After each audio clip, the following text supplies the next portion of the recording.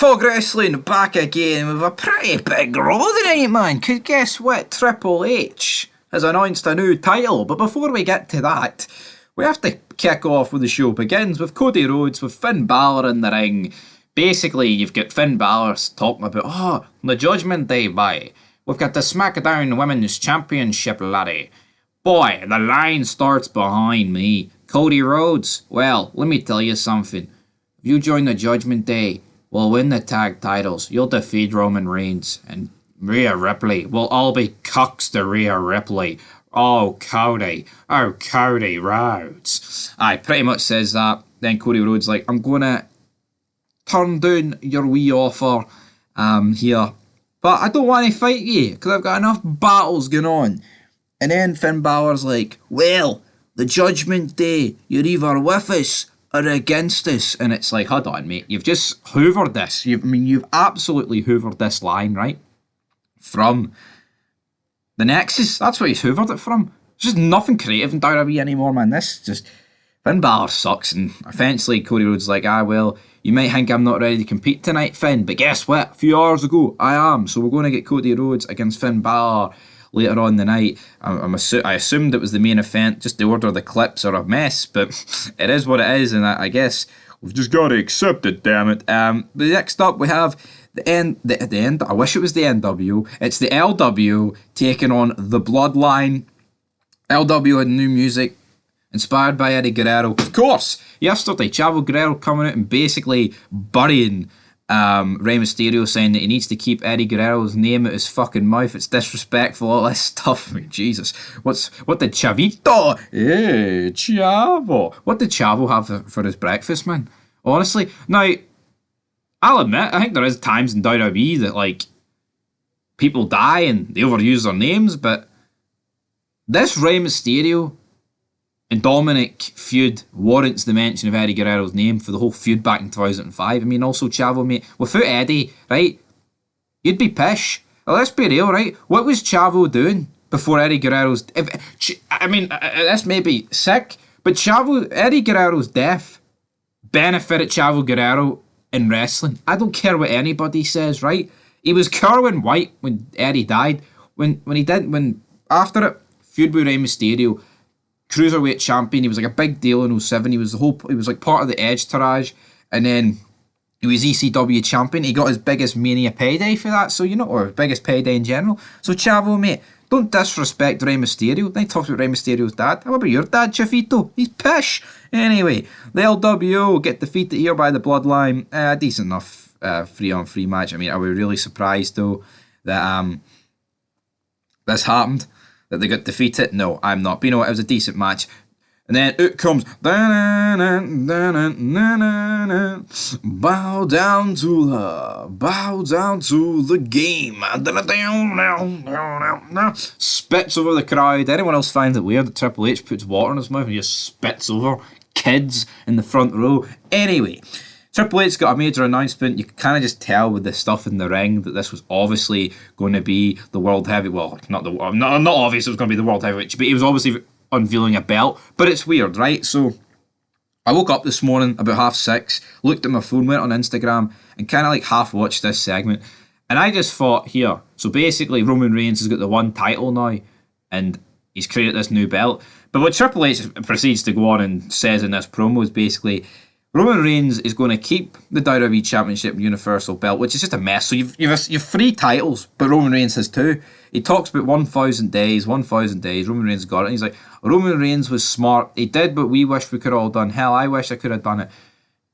He manoeuvred himself into a position where he didn't have to defend the title. No, Roman Reigns manoeuvred hee-haw, guys, right? The company's that shite is when anyone who's remotely considered a star, they become a part-timer. That's what happens, right? This could easily be Brock Lesnar. This could easily be The Rock. This could easily be Cena. The fact is they're just a bit more part-time than Reigns. I mean, this could be... Brock's done it before. He hasn't held it for 1,000 days. But the exact same scenario's happened. It's got nothing to do with how... Like, they make out that he's the greatest world champion of all time. He doesn't defend it, man. And when he does defend it, it's like every 3 months. See, back in the day, man, people defended the belts. Like, There's times when people defended the belts like twice a week, Raw and SmackDown. Like, I know we've talked about it before, but Taker in 2002, what we're watching, he's defending against Hardy in a ladder match on Raw. Then on SmackDown, he's against Kurt Angle. Then at the pay-per-view, he's against Kurt Angle and The Rock. What do you get now, man? It sucks. And the belt itself, it looks alright if you take away the big logo. Why couldn't they just did the big gold belt with the WWE logos at the side? Why do they have to, hit home the fact, here, this is the WWE. Here, we know it's the WWE. We get it's the WWE. We're not retarded. We're well aware it's the WWE. And if he says that the champion will be crowned on the 27th of May at Night of Champions. So I guess, right, looking forward to, like, who's going to be crowned the new World Heavyweight Champion. But at the same time, they're just going to feel so little to Roman Reigns. This was always going to happen. Like, I just don't get why Roman Reigns couldn't have lost to Cody Rhodes and then he split the belts the next night, the night after Mania. This just feels like, honestly, this title doesn't even feel like a world title to me. I don't know what it is. Like, maybe after somebody wins it, like, and, they defend it, like, main events and shit like that, it'll feel more like a world title, but honestly, it just feels, it doesn't feel like anything to me, man. It just sucks, is what I'm getting at. Yeah, and you have the Usos, one of the Usos backstage. We've got Sami Zayn questioning here, what's going to happen to you if you don't win? And it's like, yeah, like what is going to happen to you, man? Honestly, it's just a bit shite. Jey Uso is the one Sami Zayn's talking to, and it's like, right, why does Sami Zayn care? See this whole gimmick of, here, is he in this feud? Is he not? Is he in the bloodline here? But can we just end this, man? Just sucks a bit, in my opinion. Is what it is. But Jimmy Uso later says we're going to win the titles, and Jey Uso, but what if we don't win them, Us? Well, I don't know what's going to happen, mate, if you don't win them. Probably not looking good for you, but come on, man. Do the math. Do the simple math, guys. Come on. Then we get Trish Stratus backstage basically talking about, hey, Becky Lynch ain't here, and she ain't here because I'm the top dog. I'm the sexiest woman on the roster. She's not, but you know what, Trish? We'd still give you a go, wouldn't we? Anyway, up next we have the Street Profits. They are taking on Alexander and Benjamin, and, like, they win, because obviously they're going to win. But then, like, at the end, it's kind of questioned, is this the end of the Street Profits? I don't know why they questioned this. What is it, because Montez Ford had his top off? Don't really understand that whatsoever. Really, honestly, I don't. Austin Theory and Bobby Lashley are out in the ring. Just a generic promo. Bobby Lashley seemed lost here, honestly, he did. Just sitting there, talking shite is what he was talking, man. It wasn't not good. He's just sitting there saying about, well, Theory, you're about mouthpiece, you're this, you're that, and then Bronson Reed getting involved and you've basically got a freeway brawl. Not looking forward to this match. Bronson Reed is a fat bum. That's all I've got to say about Bronson Reed, man, honestly. Not good. Bobby Lashley, he is probably going to be... I mean, no, what I would do this Night of Champions for the title match, you do like a 6-man chamber and you build it properly, man. Make a chamber match feel important. That's what you do.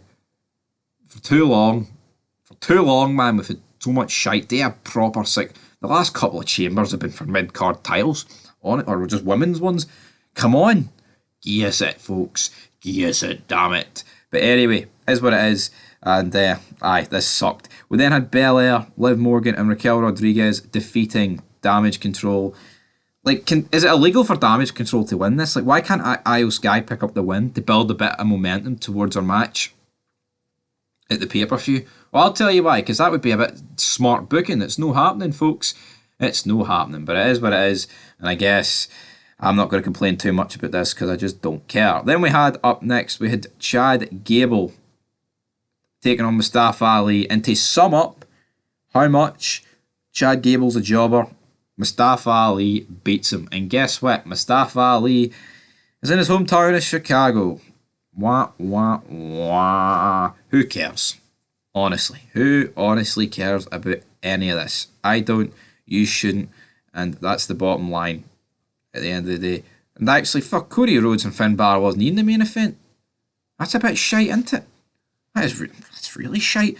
Don't understand what this is all about.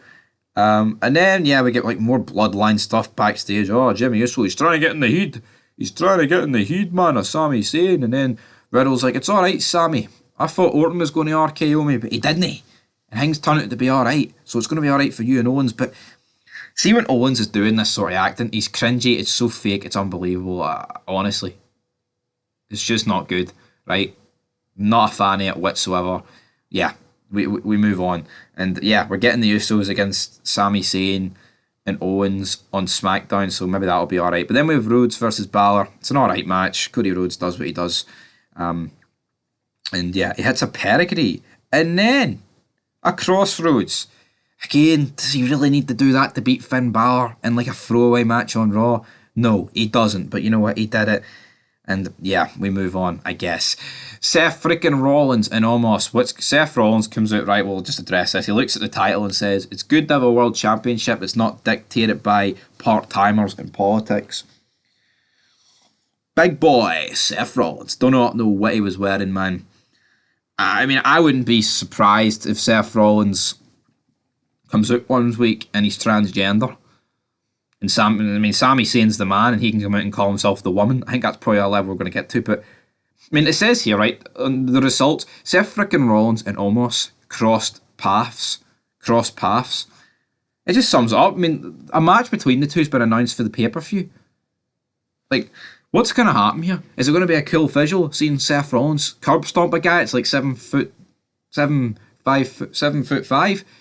I don't know. Just 6'4" sounds right, but 7'5" sounds wrong. It's mad, isn't it? That's what it is. But yeah, man, just not a fan any of this. And WWE though is celebrating 40 years of Make-A-Wish, so fair play to them. Not going to bury them for that. Rey Mysterio and Damian Priest up next. It's a decent match. Rey's looking good, but I feel like Rey's just getting jobbed out, man.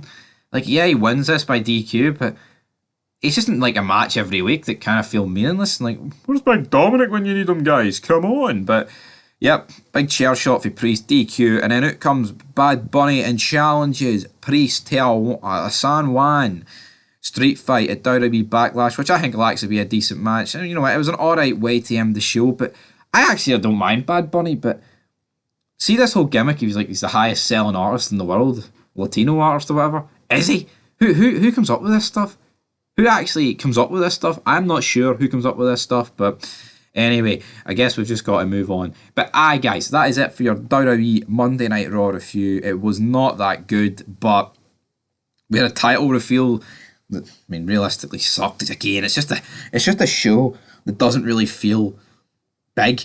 Like, once they get this title and they get it, I mean, obviously Triple H said it depends what brand Roman Reigns is drafted to. I think Roman Reigns will just stay on SmackDown personally, because I just feel like that's the A show because it's on Fox. But say they do that, I think Raw is going to benefit massively for having this belt, because it's just going to make the main event scene feel more important rather than just no actual end goal. Like, you have people like Lashley just looking at the US title, but come on, man, that's just no good enough. So I guess they've got that. But anyway, I'll be interested to see how that goes, and I think whoever it goes to, it's going to benefit them massively, troops. But anyway, I'm going to give this Raw a 1 out of 10. Give last week's a 4. We've lost 3 ratings. Come on, what's going on? Sort it out. Get the finger out, trips. But until next time, peace.